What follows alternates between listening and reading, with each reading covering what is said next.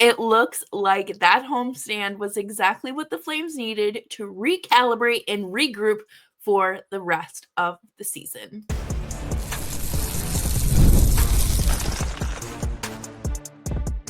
You're Locked On Flames, your daily podcast on the Calgary Flames. Part of the Locked On Podcast Network, your team every day. Hello, everybody, and welcome to today's episode of Locked On Flames. As always, I am your host, Jess Belmosto, and thank you so much for joining me today. Today's episode is brought to you by FanDuel. You can start the season with a big return on FanDuel. New customers can place a $5 bet, and you'll get started with $150 in bonus bets if you win your first $5 bet. Visit FanDuel.com to get started. Today, we're going to do like a homestand recap, I guess, with your difference makers, trusting your gut and what's in front of you, as well as what is on the radar for the week ahead. Make sure you're subscribed to Locked On Flames wherever you get your podcasts, as well as YouTube. We are here for you Monday through Friday, 5 days a week. Your Calgary Flames every day. And my goodness, who are these Flames and what have they done with the Flames that we had been watching prior to this homestand and really since like opening weekend, honestly? They've won 5 out of their last 6. They have just been absolute workhorses, and it is like all they needed was some good home cooked meals and their own beds, and they're great. They found their game again. Wolf played 3 out of the 4 games, which was surprising, but not at the same time. We're going to talk more about goaltending a little bit later, but Vladar did start against the Wild, and I liked this test, I guess, for Wolf, because we have seen them pretty much go tit for tat, so like every other game, or they'll get 2 and then 2, but for Wolf to get 3 in a row, that is a pretty big deal, and it looks like he is starting tonight in Ottawa as well. So is he officially your starting goaltender, or is Huska just going to kind of play around with different variables and combinations of starting your goaltenders? But that is something that we can continue to look into and examine as the season goes on, because I feel like we're not necessarily going to get the same pattern for, from now until April. But I think the best game that they played was against the New York Rangers. They put on a performance. Special teams, both power play and penalty kill, phenomenal. The fact that they have scored power play goals in 3 consecutive games, I feel like we should all go out and buy a lottery ticket because we are so lucky. I liked that, we got offense in all of these games from up and down the lineup. There were some weaknesses, of course, that's natural, but for Sharon Govich, Zary, Pospisil, Coronado, Kevin Rooney to score, it just, you could find scoring everywhere in the lineup, and I think that that's great. I still need Andrei Kuzmenko to score another goal. I really don't know what we're doing, because we're moving past a month now without a goal from him, non-shootout. But Rasmus Anderson scored. The game against the Islanders was honestly the exact opposite of what the game against the Rangers was. It was boring. It was not entertaining. It was just kind of like, oh, okay, when is this going to be over so we can go to bed?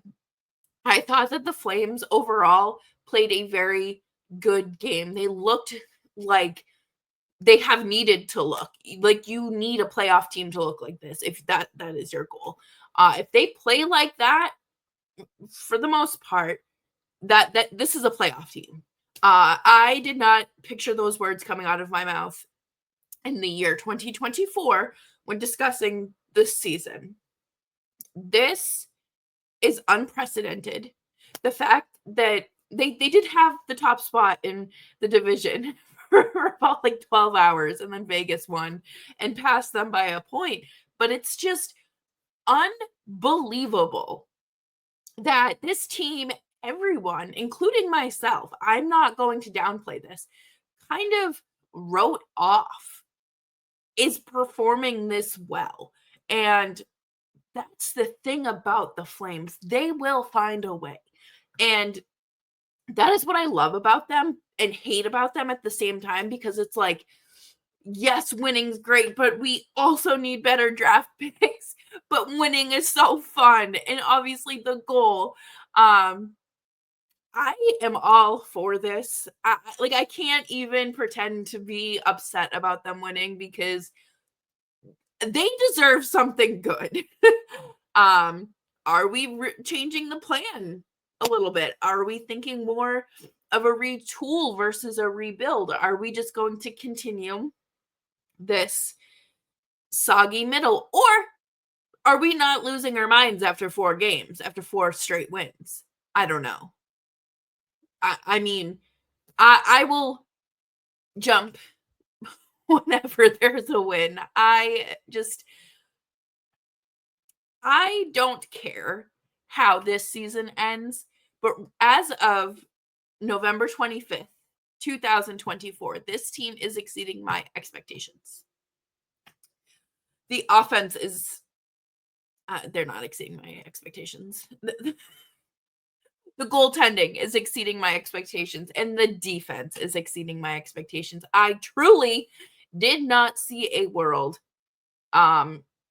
where this defense looked as cohesive as this does. And it's been great to watch. I know everyone has an opinion about team tank or, make it to the playoffs. We're here to vibe. I'm here to be Switzerland and be neutral and play both sides of the fence, because who doesn't love playoff hockey, but also who doesn't love possible generational talent in a top 10 draft pick?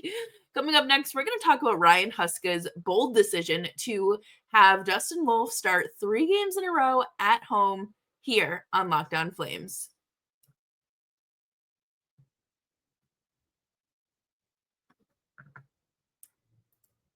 FanDuel is your place to be when you are placing bets on the NFL. Get ready to tackle the NFL action with FanDuel, America's #1 sportsbook, because right now new customers can bet $5 and get $150 in bonus bets if you win. Because right now new customers can get $150 in bonus bets if you win. That is right. The FanDuel Sportsbook app gives you everything you need to place live bets on the NFL all in one place. I love FanDuel because it's so easy to navigate, safe and secure to deposit and cash out. So when you get a hunch in the middle of the game, you can check out the latest stats, view live play-by-play, and so much more, all on the same page where you place your bets. Just visit FanDuel.com to get started today. You'll get started with $100, $150 in bonus bets if you win your first $5 bet. That's FanDuel.com. Never waste a hunch and make every moment more with FanDuel, an official sportsbook partner of the NFL.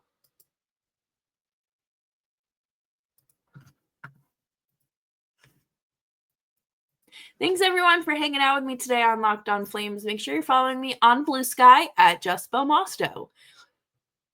Ryan Huska, man, I was talking about him with some other hockey fans this weekend, and he is obviously, he's still a newer coach. He hasn't made the playoffs. He had a big task last year with a first-time general manager, first-time NHL coach. He did what he did with the ingredients that he had for that roster. And this year, he's doing it better. Obviously, you do what you can, you run with what you know, but he hasn't been afraid to shake things up. And I am a very big fan of Dustin Wolf and the way that Huska approached this homestand. Wolf is so good at home. That is an understatement. He has performed his best at home. I think that it's just absolutely bananas to think that like 8 months ago people were writing him off because he was a small goalie. I used that in quotations. He has acclimated to the NHL pretty quickly. Obviously there's bumps in the road for everyone. It doesn't matter how long you've been in the league, but I would say that the fact that he does not have the world's best defense in front of him, he's smaller and has gone up against some really good teams. And the fact that he has allowed only 4 goals in the last 116 shots, what? Why isn't he being talked about more? I feel like Calgary players are just so slept on. And it was the same thing with Matthew Tkachuk, with Johnny Gaudreau, Noah Hanifin. Why is Noah Hanifin making like the top 20 NHL defenseman lists? He's the same defenseman, if not better, with Chris Tanev in Calgary. Like, I don't know. I don't want to call it a curse because playing in Calgary is like, it's fantastic. But what? Why are we not seeing him in these lists that NHL.com puts out for Calder conversations? I mean, would Venza be a little bit too much? Probably, considering the workload is a little bit different from like Hellebuyck, Vasilevsky, Shesterkin, things like that. But like, we need to start having a conversation about Dustin Wolf.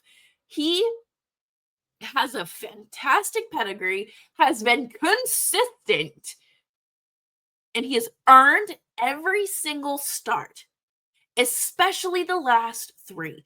And the fact that he is starting his 4th game out of 4, he's starting 4 out of 5 games is incredible. None of this was expected. Everyone thought it was going to be every other. Ryan Huska has determined that Dustin Wolf is your starting goaltender. Like, it's not a conversation anymore. 2 months ago we were talking about, is Devin Cooley going to make the roster? Are they going to waive Dan Vladar? Devin Cooley's doing fantastic in the AHL. I'm so happy for him. But my God, it has been fantastic. And seeing Dustin Wolf hold this team up night after night after night, it is an honor to watch him play. I'm sorry. Call me dramatic all you want, but the performance, the technical skill, the amount of physicality, and just overall skill level, you did not have that in your previous goaltenders, and you don't have it anywhere else in your organization. So don't mess it up. Let him take on more responsibility. Let him get more consecutive starts. They're on a 4-game road trip. Do they play him another 3 out of 4? Or do they split the road trip because they're on the road? And, obviously rest on the road's a little bit different than rest at home. So I have full faith in Ryan Huska to make the correct decisions. Do I expect the Flames to win every single game that Wolf is in net? No, but I have more faith. We saw Vladar on Saturday. We saw that 3rd period collapse. Like, I had worked and I had gotten home and turned on the game. It was 3-1. I turn on the game, it's 3-2. And then all of a sudden it's 3-3. And then we're going to overtime in a shootout. That would not happen with Dustin Wolf in net. Wolf has those extra saves. So when you don't have time or the ability to score an extra insurance goal, Dustin Wolf has your back, and like you can fully trust that he's going to make those saves. And Vladar is a backup goaltender. That has been clear from the time he started in Calgary. His professional career truly started in Calgary, and he is a backup goaltender. That's not shade to him. That is not disrespect. He's starting more NHL games than me. So he's obviously doing better than me. But my point still stands. Dustin Wolf is your guy. And Ryan Huska has made the right decision in pushing him to start 3 out of 4 and to start now 4 out of 5. I like what we're seeing, and I am fully confident in the way that Huska moves with the goalie rotation. Do I always trust him with his lineup adjustments? No, but sometimes you just got to suck it up and say what the heck, throw the lines in a blender. Do I think they should go back to every other? Not necessarily at this moment, no. If things start to trend downward again, sure, why not? Maybe Wolf is carrying too much of a workload. Break it up a little bit. There are simple solutions. But coming up next, we are going to take a look at what's on our radar on this week ahead.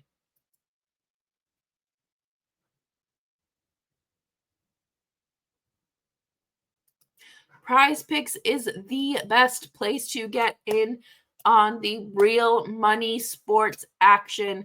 With over 10 million members and billions of dollars in awarded winnings, Prize Picks has made daily fantasy sports accessible to all. You just pick more or less on at least 2 players for a shot to win 100 times your cash. Run your game all season long on Prize Picks. Prize Picks is the best place to get real money sports action, and join over the 10 million users and sign up today. Prize Picks puts its members first, so all withdrawals are fast, safe, and secure. When my picks hit, I can get my money in as quick as 15 minutes. Prize Picks now offers Venmo for quick and easy deposits and withdrawals into your account.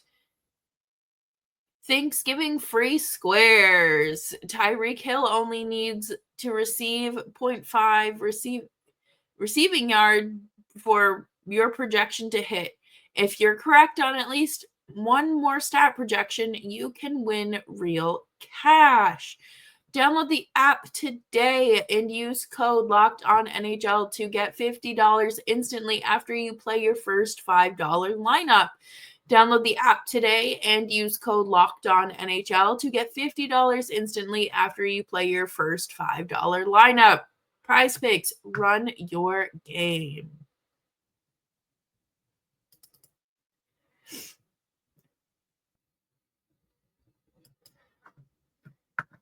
Thanks everyone for hanging out with me today on Locked On Flames. Make sure you are subscribed wherever you get your podcasts, as well as YouTube. So this week, the Flames are on the road. 4-game road trip. They're headed out east. Tonight they are facing the Ottawa Senators. Ottawa's Ottawa. We know how they play, and they have lost 5 straight, where the Flames have won 4 straight. They've absolutely just crumbled. This is something you look at when you think of rebuilding teams and really hope that your team doesn't get stuck in something like Ottawa and maybe something more like Detroit. Like, yeah, you're bad, But, there has been progress made. They were very close to making the playoffs last year, and they just looked like a more, distinguished, experienced team. There's progress there, and they're playing Detroit after they face Ottawa tonight. So then they have Columbus and Pittsburgh on a back-to-back. Um, that's a tough way to end a road trip too, especially this one. You know, the game against Columbus is obviously going to be pretty emotional. We've all talked about it for quite some time, and you know, for that to come towards the end is tough, and then to get up and play Pittsburgh the next day, that's it's a tough end of the second half of your road trip there. And I fully expect, these guys are professionals. They're able to compartmentalize and get themselves up and ready and going for a game. I think that there's something extra that's driving this team this year, and you could absolutely see it at home. I think that they have absolutely exceeded my expectations, and I understand it's Thanksgiving week, American Thanksgiving week, but like I talked about last week, I believe it was, 85% of the teams in a playoff spot by American Thanksgiving make the playoffs. So the numbers are kind of on the Flames side here. Do they make the playoffs? If they can keep scoring 3 to 4 goals every night and Dustin Wolf is carrying your workload, yeah, I would say they're making the playoffs, which is not something I ever thought I would say. My big concern right now is Nazem Kadri. Kadri has looked invisible out on the ice. He has struggled with faceoffs.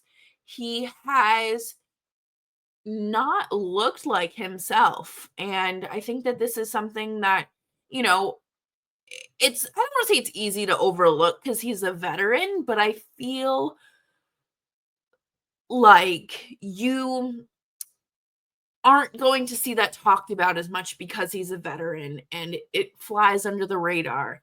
But I guess like if there's one player I want to improve, like see most improve this week, it would be Kadri. I think that he just has to find himself, in a good face-off position.